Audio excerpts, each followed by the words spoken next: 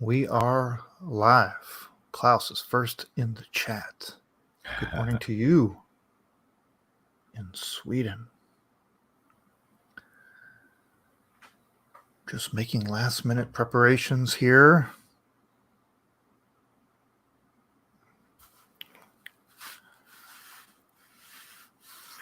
Let's look at John's shirt. What is interesting? It is. It's one of the Dragon Con shirts. Kind of a pop art style. Oh yeah. Yeah. What year? It says the year on there. 2010.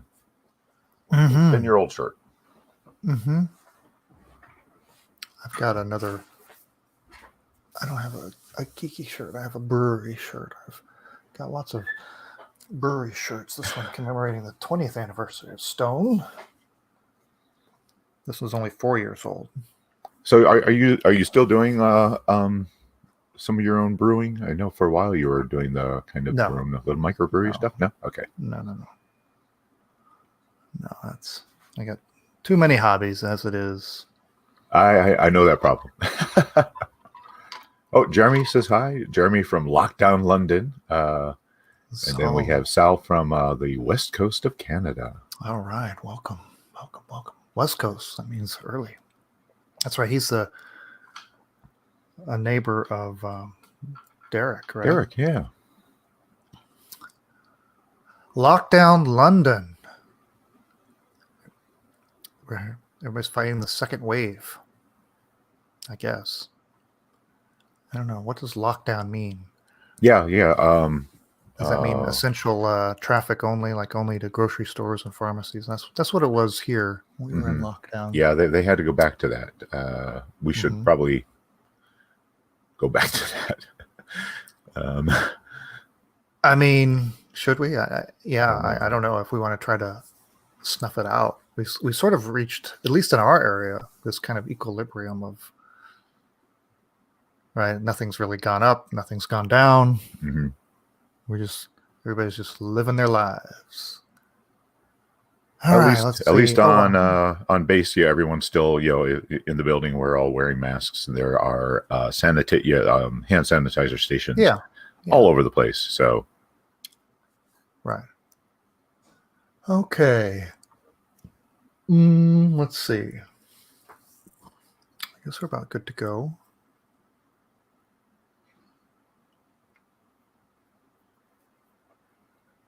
This is riveting video, I'm sure. This is maybe I don't know why we were just talking about. Yeah, I'm like, hey, should we start? James is like, well, yeah, but then anyone running across this video on YouTube is going to be like, what are these guys just doing? Yeah, it seems to be a video where we watch. Is this the boring guy show? Is this? Yeah. It's about RetroMacs. I guess we just watch them as they read stories to themselves. We could Twitch stream After Dark modules. There you go. Riveting. Okay. All right. Well, let's give them something. We know what they want. We give them some RetroMac goodness here. Oh, we still got 30 seconds of airtime. The time goes slow. We got nothing to say.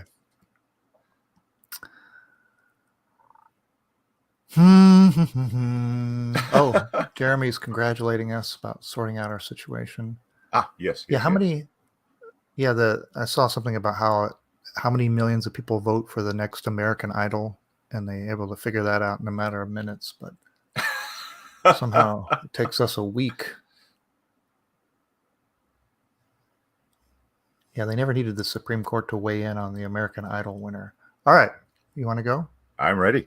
All right, let's go in 5, 4, 3, 2, 1. Welcome to the RetroMacCast with James and John. This is episode 554, November 8th, 2020. Good morning, John. Good morning, James. How are you? I am quite well. Good. Surviving another week. Surviving another week of the pandemic. Doing more projects around the house. Does it feel normal now? This is just the way things are. I'm not back to work.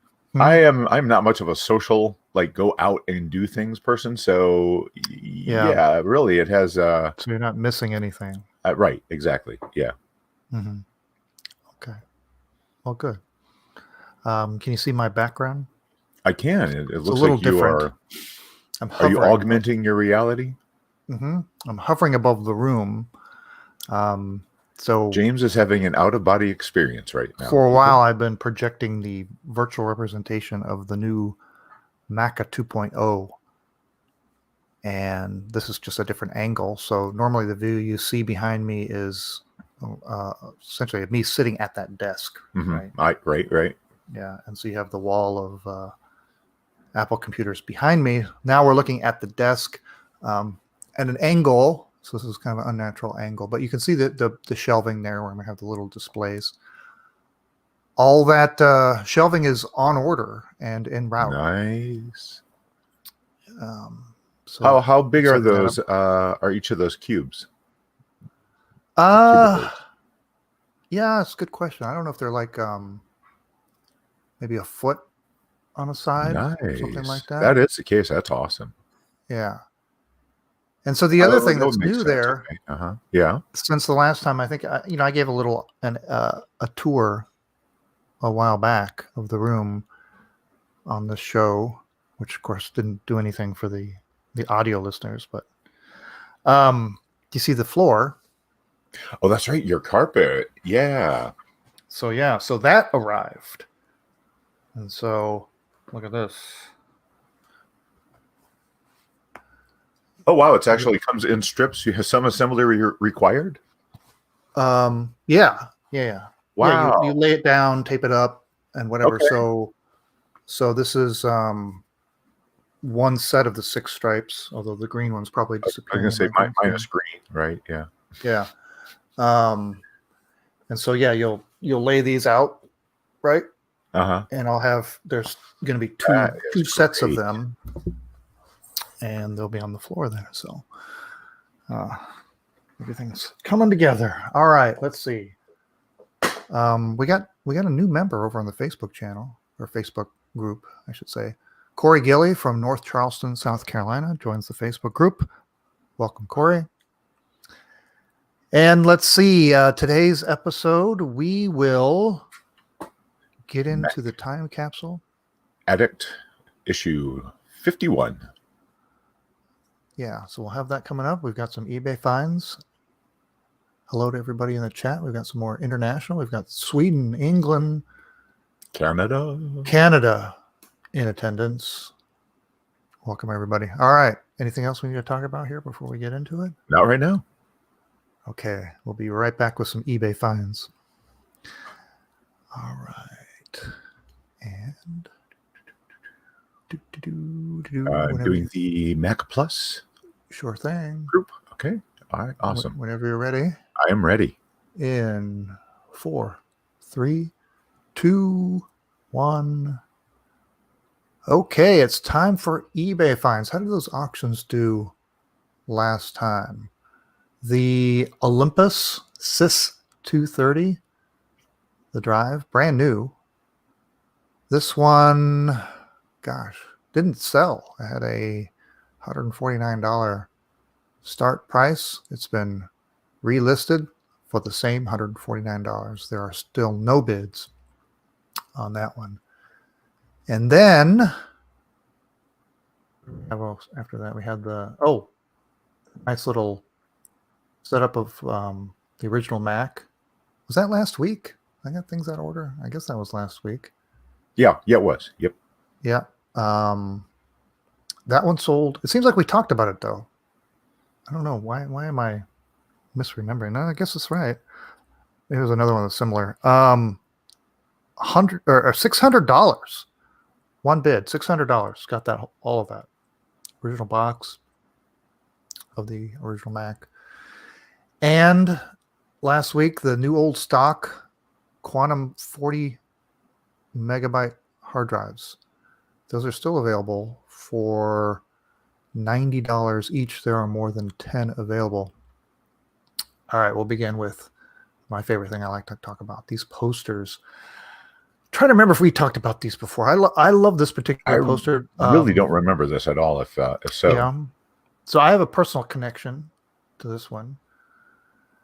This was from the era when there were these solar car challenges, an annual international competition where companies and universities would build their own solar cars. They'd compete in these cross-country challenges. And when I was in college, our school had an entry into this competition, so I was really familiar with this. And this one is not ours. This was the is that the GM Sunracer? Mm-hmm. Yep. Mm-hmm. This one was 1987. Was, I guess, when this car was entered. Mm-hmm. And so the cool thing, so there's a couple cool things. First of all, the graphics are spectacular, right? The gradients, the combination of the actual car with the design drawings, and then the Macintosh display. There's no Mac displayed, right? It's just the Mac display on it. And then it's got like a CAD drawing, and it looks like some coefficients of drag or something on the display. But the wide format, like super wide format, right? So that it can cover the full length, because these solar cars are very, low profile and very long with all the solar panels. So this poster is kind of a non-traditional format. I really wish it gave. Does it give? I do not see the size at all of that poster. Yeah, you get a sense from the paneling on the wall behind it, but yeah, I see what you're saying. I would say it's probably, maybe 18 inches on the side and maybe 3 feet long. Perhaps. Okay. I don't know. Or maybe longer. At the bottom, it says Macintosh, the shortest distance from inspiration to reality. And it's not just a poster, right? Isn't that on a, looks like it's on it looks like it's on either cardstock or it was mounted to foam board. Is what it looks like. Okay. Yeah. Pretty good shape, brilliant colors. It doesn't say, let's see. It says on cardstock. This would look great in a frame. Does have some wear because it's stored like this for close to 20 years. So there you go. And they want starting bid of $50. Buy it now, $150. And yeah, ships from St. Cloud, Minnesota. So it'll be a bit of a pain to ship it because I'm sure they don't want to roll it. So you're going to have to box that up. Nice looking poster. All right. What do you got next? Next up, we have a vintage Apple Macintosh Plus desktop computer. This comes with a laser, not an inkjet printer, people. It comes with an old image writer. Definitely not inkjet. Not laser. Things. Matrix.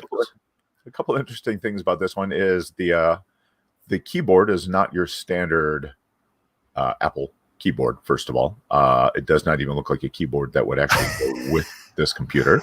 It's got the right cable. Yeah. That is pretty interesting. Wow. Yeah, but the cable's not even plugged into that keyboard. It's just laying on top. So I have no idea what's going on there. It could be a wireless cable. Oh, there you go. That's an antenna. Front of this, so the back says Macintosh Plus. The front plate is original 512 or 128K Mac. It does have an external floppy. Looks like probably an 800, not a 400. A couple of boxes of discs, including one of the boxes that's got the Picasso Apple logo on it. Comes with the carrying bag. And is that a separate bag for that keyboard? I see a longer black bag leaning up against it. Do you see that? Which picture am I looking at? Look at the first picture. Look at the bag. Yeah. Printer, and then so maybe that is a keyboard that goes with that. So, and it does come with the Macintosh Plus kind of accessory box. It looks like, and a stack of manuals. All right. So what else can we say about this? Is nothing, because that's all they have in there. They don't have a picture of it working. They don't say it works either. I'm still really, I would love to see some more pictures of whatever that keyboard is. Does it look like it has a power button? Like maybe that was a keyboard meant for that would have worked with an ADB Mac? I don't know. Yeah, it's a really all the way over to the right above the keypad, kind Yeah, of on its yeah, own. Almost looks yeah. like the placement for what would have been like the power on, soft power on key on some of the later ADB keyboards. Yeah, there's also an interesting little panel there at the top right of it, and then this little like places for cards or something. See where the cable, Yeah, the connecting cable is kind of set in these little troughs, and then these little plastic nubs, like there were supposed to be some kind of cards. Oh, yeah. Maybe. All right. So maybe perhaps like an overlay card for the function keys. Yeah, You've probably yeah. run across a keyboard or two in your time, like in one of the regular Macintosh ones that had kind of an overlay for specific programs. I'm betting that's what Right. that's kind of for. This is probably a keyboard for some specialty office. I really wish they computers. had some higher res pictures too. I can't even zoom in on these pictures. There's no, kind of hover over them to blow them up and get a decent, better image of what's going on there. So, at least starting bid on this right now, it's at 4 bids at $51. This is shipping from Wellesley Hills, Massachusetts. Right now, shipping to us would be at the moment more than it's going for $57.90, which is not unreasonable for all this stuff. And this ends. When does this end? This ends in 6 days, so this ends next Saturday. Yeah, so I guess this must be like an upgraded 128 Sure. or 512. They upgraded to Right. a plus. It's got the back on it. It's pretty clean from the pictures. So, you always wonder about these pictures. What draw me to it was it's sitting in the road, Right. or on somebody's driveway or something, just on the asphalt there. Everything nicely laid out there. So it's probably why it's not plugged in and turned on, because there's no handy outlet there. You don't have street. an outlet in your driveway? Come on, get with times, man. What are you going to plug your car? Yeah, this might be a real get if it actually works, but of course you don't know. You just don't know. That's not how you sell computers. And right, the seller has a nice fat 0 feedback too. Which means this person selling this probably doesn't actually know a whole lot about this computer that they're selling anyway. Yeah. Yeah. Well, there is a contact seller on there, so you can ask your questions. Okay, let's go to the next one. Another compact Mac. Now here we go. This is a great collectible. This one, we can almost sit here and just live stream the episode until this one concludes at auction, because it only has 12 hours to go. So everyone buckle in. We're in for a 12-hour marathon episode of RetroMacCast. Well, it's gone up just as I've been noodling around here this morning. I think it was not surprising in the 150s, and now it's up to 160. What do we even talk about? Did we say that yet? An SC30. Now this one is working. Shows the pictures show it working, and the capacitors were replaced. With tantalum capacitors, yes. 4 megs of RAM, 100 megabyte hard drive. The floppy drive reads great, it says. Ejects just Comes fine. with the mouse, programmer's button, no keyboard. No keyboard. They've been getting a lot of questions, it says. Screen is very bright, no burn-in. No corrosion from leaky caps or exploded batteries. They took the SCSI port, headphone jack, and 2 ADB port all work.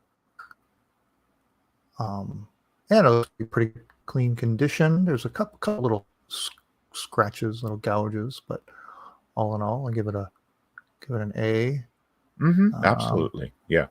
Yeah, you'd have to track down a keyboard, obviously, but which I'm guessing anyone bidding on this probably has a few to spare. Is my guess. Yeah. What is that? An iMac power cord with the clear connector there? Yeah. That looks like one of the G4 ones. Oh, okay, yeah. Wait, no. Which one had that? Just the clear end. Right. I'm trying to think. Yeah. Anyway. So yeah, 20 bids has brought this up to $166.50, and it's going to keep on going. I probably, besides the original Mac, I would say second place for most collectible of the classic Macs was the SE30. Yes. So this one ships from Bell Vernon, Pennsylvania, and we'll find out next week what it gets to.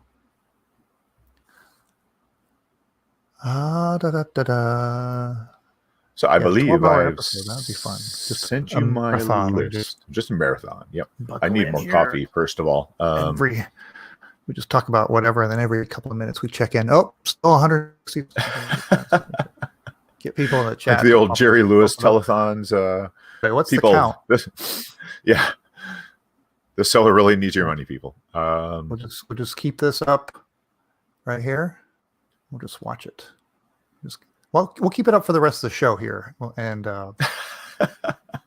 see what happens. Somebody bid on it right now, just so I can see the number go up. Please. Maybe I'll bid. Because it's going to go, right? It's going to go for more than this. Right. It's got to go for more than this. Right? Got to go. So I'll put it 100. So. I'll put it 169 as the next bid. So just for the excitement of everybody in the audience, we'll put the bid in, and the bid is, oh, thank goodness.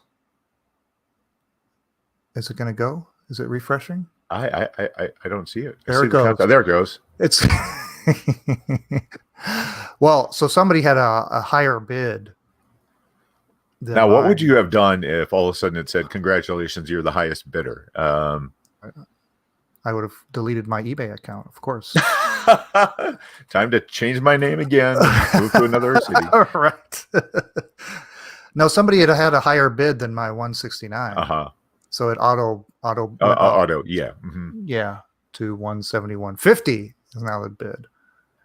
This reminds me of I haven't done any like a whole lot of eBay bidding because I've just got too much stuff. But that you're in that, you really want somebody to just keep on incrementing and say, how high is that person? I know. I get so anxious that you just too. get there. My heart starts beating, and I can't. Then you used to get angry at that person. You used to get at the fan bidder. All right. I think let's see if they went more than 174. What do you think? You think they went more? Yep. Yeah. So, all right. There we go. There's some excitement for the home audience. Live bidding on RetroMacCast. All right. It's going to be the new Twitch streaming. I can see it now. Yeah, you can see how artfully I snipe. Okay, we're going to go to the time capsule. Let me... Yeah, I believe I've sent you a list of pages that I found of interest. Yes, you have. Give me one moment here. Page navigation.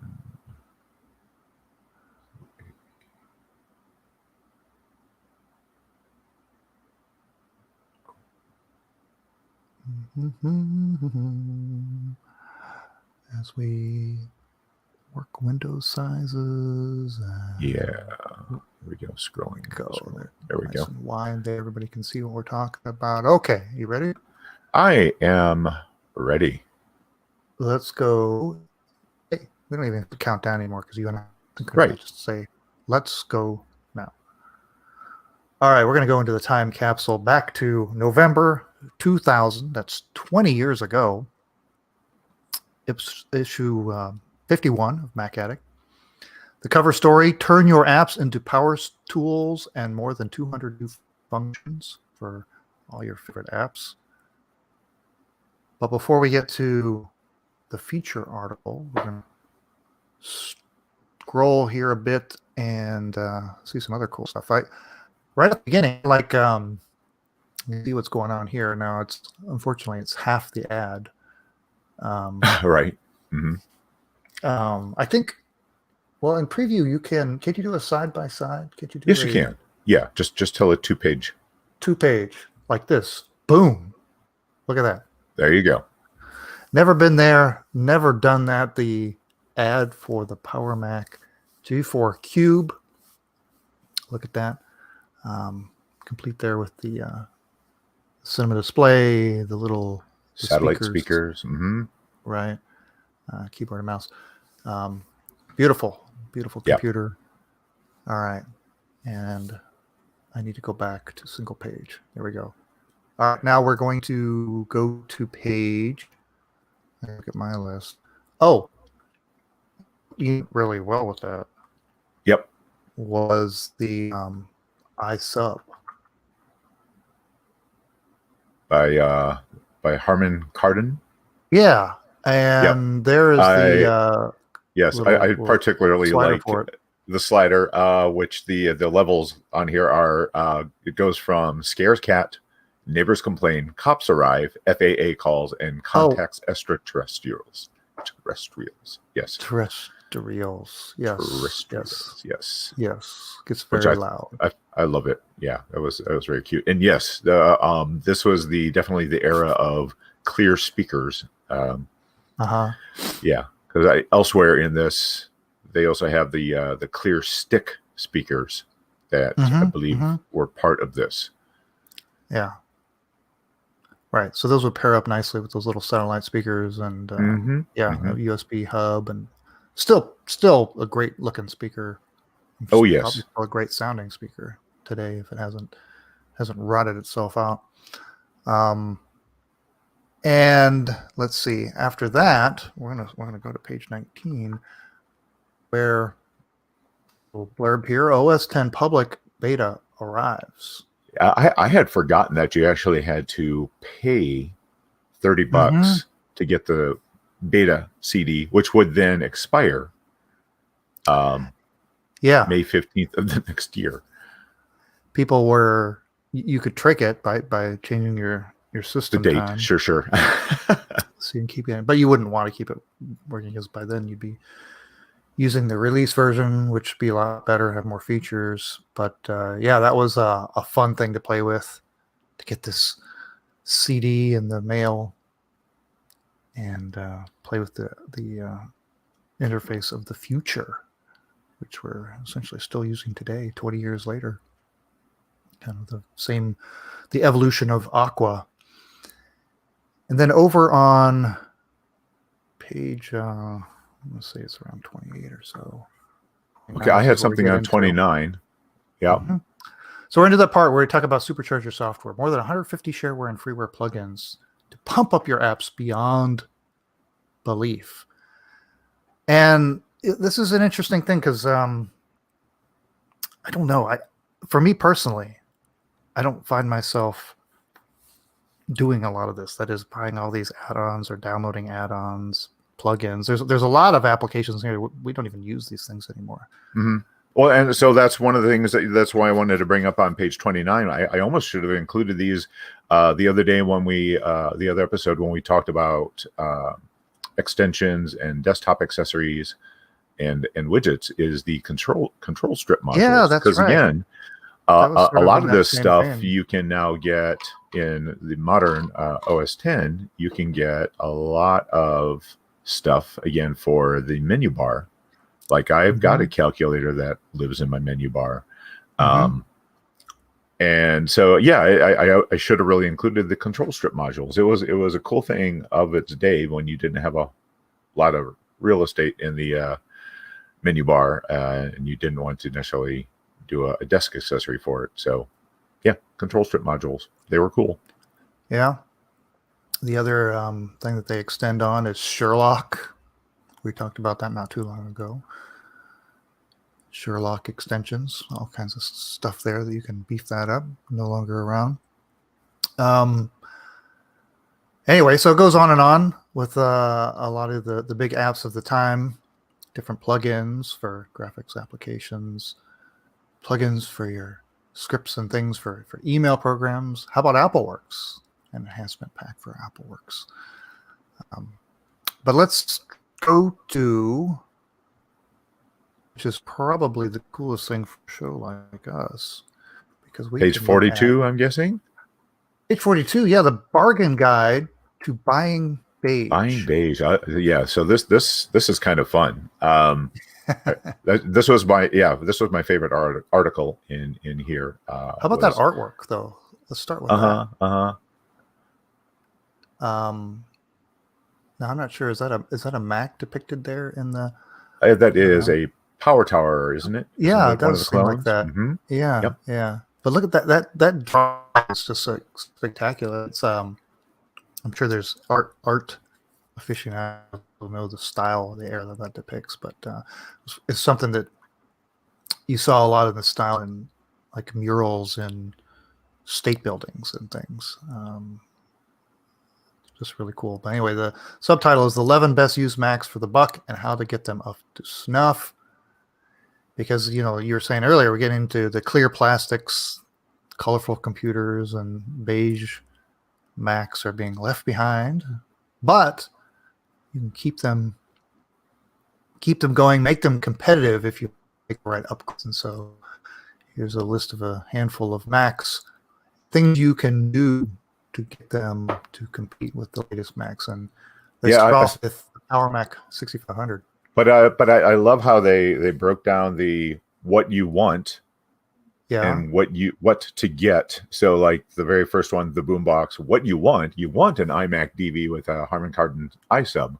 What to get is a Powermac 6500 or 6400, and don't pay more than. But yeah, basically it's, if that's what you want, you get this, and here's the upgrades you have to do to make it somewhat compete with that iMac DV.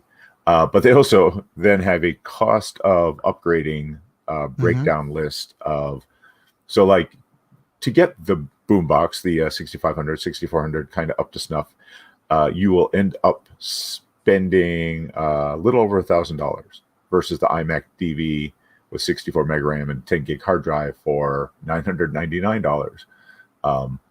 So it's they've kind of defeated their own purpose on a lot of these. It's like, well, you can get this and do all these upgrades, and by the time you get that, well, guess what? You should have just gotten this instead.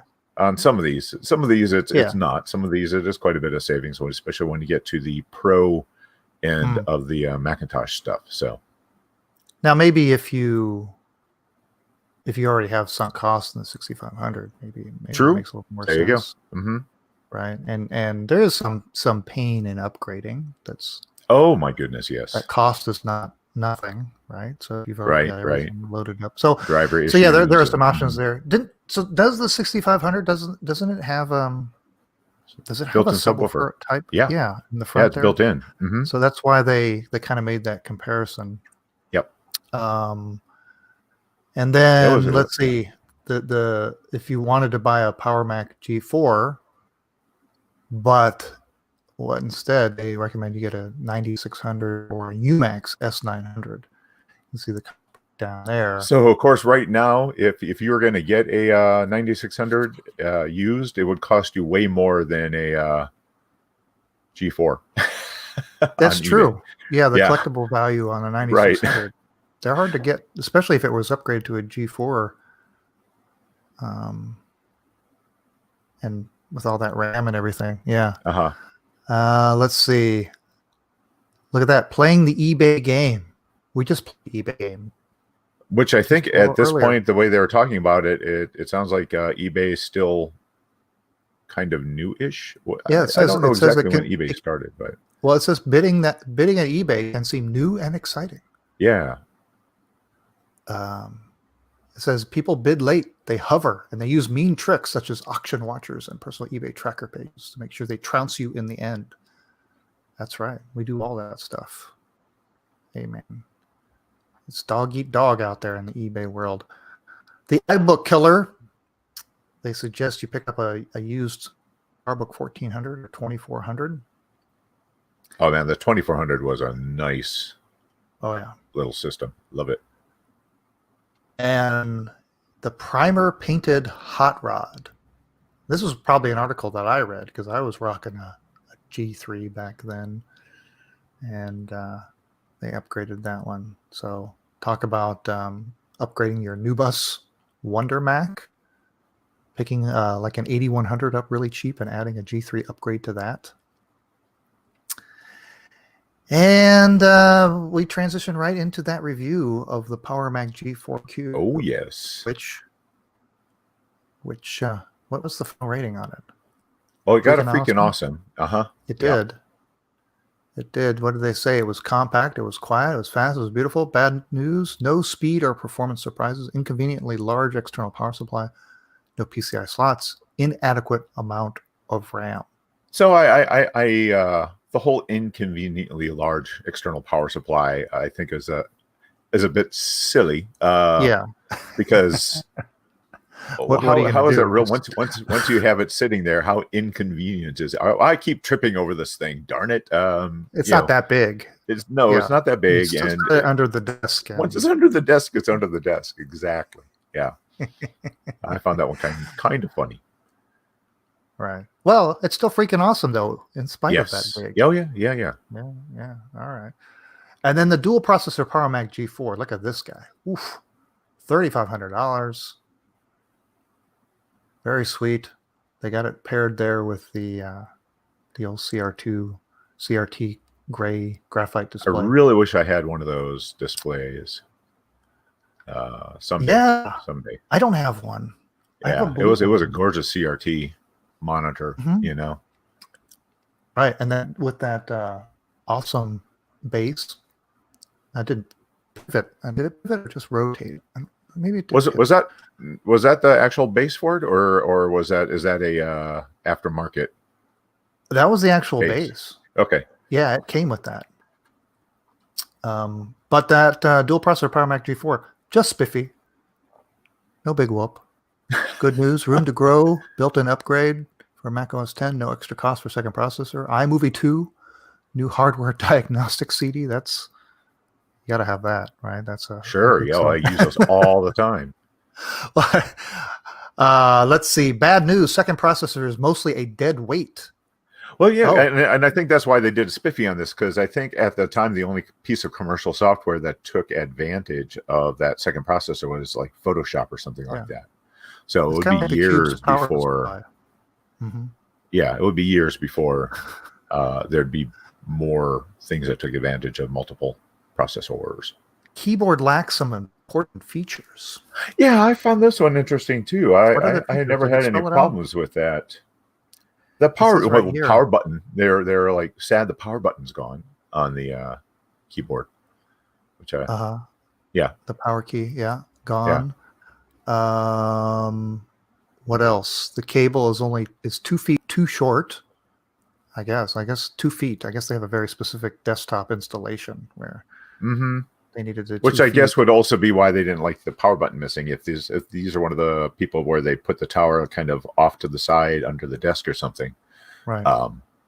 Then they say you'd. Yeah. Oh, and they say the caps lock doesn't give you any indication whether it's on or out. There's no light. Oh, really? I thought they all did that. I thought so too, but except for the beige, but right. Yeah, I thought it had an LED under it. Maybe that particular model didn't. I don't want to turn on my G5 right now to check it. So, well, I'm gonna zip past the iMac DVSE review and go to page 60. Okay, and I have something on 64. Okay. Page 60 has a review of the Voodoo 5 5500 PCI 3D graphic card. Now, was this the one that had the pass-through cable where it went out of one video card into this, and then that hooked up to the monitor? Okay, because I know there were some video cards like that. Oh yeah. Yeah. No, this give you a dedicated video card that you could use for a second monitor, but really you just wanted to rock this one solely so you could play Unreal and other games like that. But in this age, if you were gaming on a Mac, this was an essential purchase. $329 to get you this, and then you're playing Quake 3 at 1024 by 768 with 40 frames per second. So I still have some Macs around here that have Voodoo graphics cards in there. It was like night and day. There's sound sticks pair nicely with the iSub, and then was it page 64? So I was Were just you taking talking a about? look, just for grins. I was looking to see how much that Voodoo 5 card would cost on eBay right now, and it would be more than. Well, I see you buy it now for $550. Here's one for $350, which is still more than the price was back then. Not Not accounting adjusted for for inflation or anything like that, but still, they've held their held value. up. They have. Well, I can remember even getting them used, just in the few years after they came out, or even while they were still being sold at retail. If you wanted to pick up a used one, they would hold their value. Looks like they continue to, even 20 years later. They maintain a collectible thing because if you're going to do some, I guess so. If you want to have a slick old Mac from that era and want to show it off, you got to put a Voodoo in that guy. Now I'm wondering also, is this one of those ones that if you picked up one that was out there for the PC, would you have to flash it or anything for it to work with the Macintosh? Well, the Voodoos were made. Yeah, I'm trying to remember. Because here's a 3DFX Voodoo PCI 55 for $280. This is actually being bid on with 2 days left. Yeah. That's interesting that there's still a market for those. We had to do an episode on. I would need it. I don't Voodoos. Actually have any Voodoo cards. Yeah, which is why I'm curious. Well, so I had one more thing in the article, unless you want to talk about some more about this. No. This is so remember, this is November 2000. This is pre-iPod. Yes. Right? Yes. Okay. Yep. So on page, this is what we had to deal with. 64. Yeah, the Nomad 2, which they gave a freaking awesome to. $330. The good news is that slick looking, great sounding FM radio. The bad news: expensive, slow buttons and inferior Mac interface. Yeah. So I like how it's slick looking, but it also has an inferior Mac interface. Yes, $330. Yeah, I think they like the hardware design. It's slick looking. But yes, this is what everybody had to deal with for the period before the iPod. Playing MP3s on the Nomad 2 is a joy. It rendered our range of diva, electronic metal guitar, and classical music loud and clear. Even had preset modes, a DSP equalizer. I mean, had an FM radio with 32 presets. So a lot of cool things. Of course, probably using SoundJam MP during this time. Yeah, I wonder how long the Nomad 2 was on the market after the iPod came out, which would have cost more than this. Does the thing have built in? This one had a 12 meg. That's how much RAM the computer needed. Recommended 64 meg of RAM. Oh. No.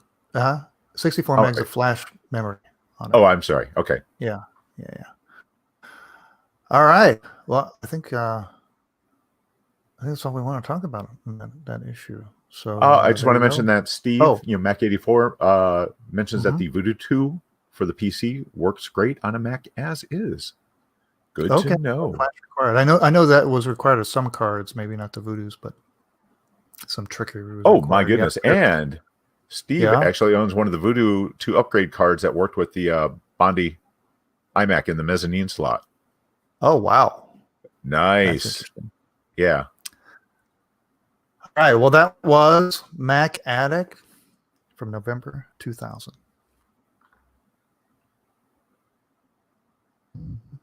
All right. Let's bring up the news. The news.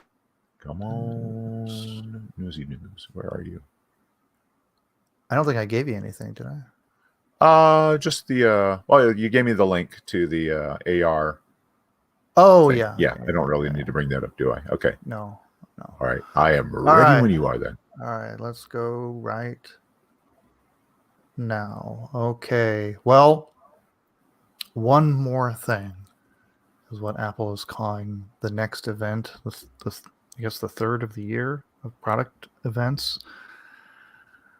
We've been waiting for this one, hoping that the last couple might have some announcements, some previews of Apple Silicon based Macs. And now they're going to devote a whole event to it, apparently. Clues are pretty obvious, right? One thing, everything else has already been refreshed, so there's only one thing left. And they even put a little Easter egg in the form of an augmented reality little thing there.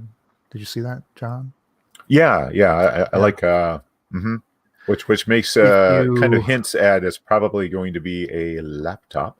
A laptop, yeah. So if you click, you got to be on your phone. You have an AR enabled device, right, or probably your iPad. And if you go to the Apple event website and click on that Apple there, it'll pull up an AR little Easter egg where it projects like Wonder Woman's laptop. It's just clear, and it's an Apple logo that's glowing much like the invite itself. There's like a multicolored glow coming out of it, and it's obvious it's the opening of a laptop lid.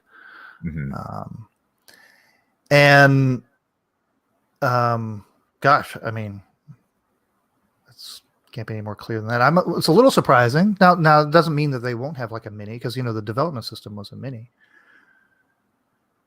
Right. So and that would be a good. That would actually be a really good also introductory to the newer architecture. Is a mini where you're using your existing stuff, to keep the price low, to get people to kind of jump in and try it, versus a laptop. Yeah. Well, November 10th at 10 a.m. Pacific Standard is when we're going to hear about whatever the announcements are. In looking at that AR video and the multicolor logo, or the multicolors kind of emanating from the logo, it makes me wish that the Apple logo would light up again. Yeah. On the notebooks, and even in all those different colors. Like, wouldn't that be awesome? But like you were saying, it would take away from the goal of getting an ever more thinner and thinner.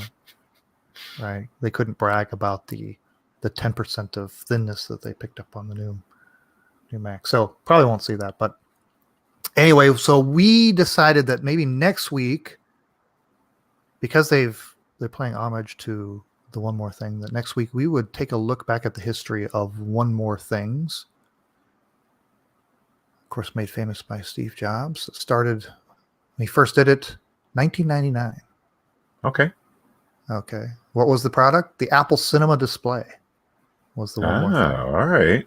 He went on to do around 20 different announcements using that theme. And we thought we would both look at it and come up with our top 10, I guess, probably in order. We'll count them down. Your list and my list. We'll kind of intermingle them and see what we come up with. What matches, if there's anything different. Yeah, and our justification for why we think they're particularly awesome.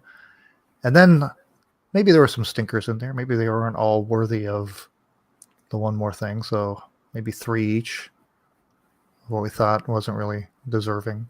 And we'll throw this one in there too. Right? So yeah, because we'll be able to see what that One More Thing was. We'll see how it stacks in the history of One More Things. Yes. And let's see. A little retro news. We mentioned Miss Fox's Macintosh librarian. She's got a new episode out there titled "How Apple Got into Schools." I would really love to see about getting her on the show. Yeah, we'll do that. I mentioned it in the comments, and she seemed amenable to that. So maybe we'll get on there. This one, my gosh, it's about 15 minutes long. It's really the first of a few parts about talking about Apple's in schools, and goes into some amazing detail and a lot of things that I was not aware of, especially all the like the time that Steve Jobs was on Capitol Hill, like lobbying for tax breaks on donations of computers to schools. So he was actually, getting political at that point. But you can see there in the picture, she's got new characters. Right? There's Mackie, but let's see the 2GS. There's actually, I think, there's a third character that's animated. Nice. So that is so cool. Oh, yeah, love that. Love it's it. great. So go on over, check out Macintosh Librarian. Okay. Yeah. Mac84, checked it out. Jeremy says, I used to be a buyer manager of a hi-fi shop in London, all high-end stuff with a wealthy clientele. What are we talking about? That goes the iPod back to hi-fi. a previous comment. Yeah, talking about that Jeremy never got into the MP3 players because he's a hi-fi guy. Oh. Yeah. Mm-hmm. Yeah. I like is that the spinning beach ball behind the Apple? What are you talking about? The glow on the event logo, the graphic for the event. The spinning beach ball of death. Yes. Mm-hmm. All right. Let's see. I guess we're done. We got the outro. This time everybody remind us, we're gonna try to do it this time. I think last week we forgot again. I think to do an actual outro. Yeah. Well, so we've just talked about rambled. Right. Yeah. So we still need to make sure that we do remember it's not old, it's retro, because we have just now told everyone what the actual next week is. So we just need to make sure we do that. Yeah. I missed something. Okay. We still haven't done. Yeah. Mm-hmm. Okay. Well, we'll still remind them. I mean, we mentioned it, but we mentioned it while we were recording. Right. But you notice, which we normally do just before we do the It's Not Old, It's Retro, which we have not done yet. That's correct. Okay. I think I got it. All right, here we go. All right, let's go right now. All right, we're at the end of another episode of the RetroMacCast. We had another nice full audience out there in the chat on YouTube. Of course, we are streaming each and every Sunday morning at 8 a.m. Central. And we'll continue to be for the near. Actually, we might have to take a week off. Oh, we're gonna break our record. Oh man, we've already broken the record. I mean, we're gonna break our streak. Oh, break our streak. Yes. Let's see, because I'm gonna be in the middle of a move. I don't have to. Build all this up that you see here, and so next week is good. Because but the week after might be a little tricky, but we'll play it by ear. All right. Of course, next week we will run down. We got to go next week because it'll be fresh. We'll learn what one more thing is. Give us an opportunity to talk about one more thing.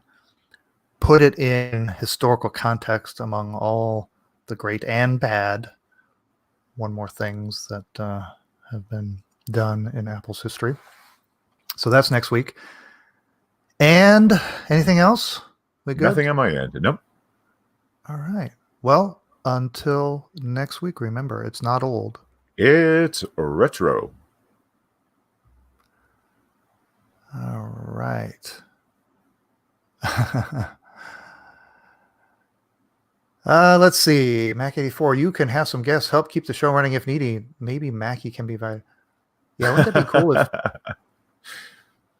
I don't think Mackie can be done in real time. There's a lot of production involved, and I wonder who does the voice. I wonder if that's her voice augmented.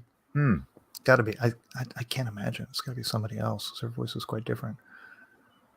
All right. Well, thanks everybody out there. Thank you, Klaus, Steve from Mac84, Jeremy. Mr. McQuee. Where does that come from? What's the origin of that name? Do you know, John? I do not. Oh, let me get an explanation of what that means. And who's we missed? Oh, we missed There's somebody else there. Klaus, did you count it out? Is this the 12th episode? What's 12-hour episode. Oh, okay. 12-hour episode. Yeah. Should we check in? Was that auction? How's it doing out there? Oh, yeah. Anybody watching? Let's see what's happening here. It's still 176 after 22 bids. 12 hours to go. All right. Well, we got volunteers to join us. Oh, we got people in the chat communicating among each other. That's great. All right. We're just snooping in on their conversation. All right. Bye, everybody. Bye, See you guys. next week.